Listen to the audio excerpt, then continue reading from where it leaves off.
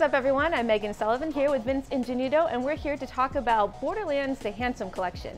Now, Vince, you and I went to go play the 4-player split screen for PS4 for the PlayStation 4 recently, and we played Borderlands 2 on 4-player split screen, and we played Borderlands the pre-sequel. So let's talk about our impressions for Borderlands 2 first. Sure, yeah, and Borderlands 2, I mean, it just looked great in 4-player split screen.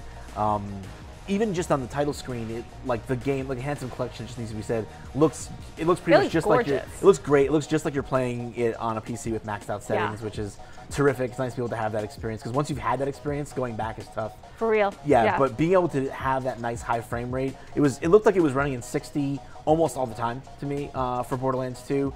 So everything looked clear, crisp, easy, well communicated, easy to kind of get your bearings and know what was going on. So it's just nice because usually split screen experiences are so compromised, especially on consoles. So to be able to have it and have your cake and eat it too was great. Yeah, definitely a positive experience. So comparing to the Borderlands 2 experience, we had a little bit of a different experience on the pre-sequel. Yeah. So now it bears mentioning that, of course, the pre-sequel is a newer game that's kind of pushing the engine a little bit farther than the old one was. But that said, it was surprising to me that, again, on the title screen, terrific, ran smooth, silky. For those if you're not familiar with the Borderlands title screen, it's an in-game, in-engine shot that just pans around a character, so you can get a good sense of what the game's going to look like single player from that, and that looks great.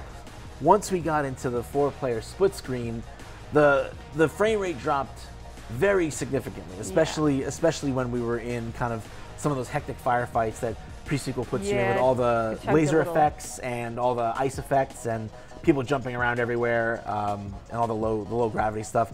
It was a little tough to keep track of, especially, I mean, we were playing on the same TV as we played Borderlands 2, but suddenly once that frame rate dips so low, suddenly following the action gets really difficult. Now, again, this wasn't the final build of the game, so it's possible that some optimization has taken place and that it won't be quite as compromised in the final product. So I hope that's the case. But from what we played, I don't think I would want to play 4-player split screen for pre-sequel, but definitely for Borderlands 2. Yeah, and luckily there is some time to tweak it a little bit. So hopefully the final build will actually run better. Yeah, absolutely. And I mean, again, single player, just from that title screen impression, looks great. Again, like playing it on a PC maxed out. Just the split screen was a little bit not so sure. Right, and we should mention that the Handsome Collection actually includes all the DLC, including the pre-sequel DLC that's coming out soon. That's right, yeah. So they didn't finish the DLC quick enough for it to go on the disc, but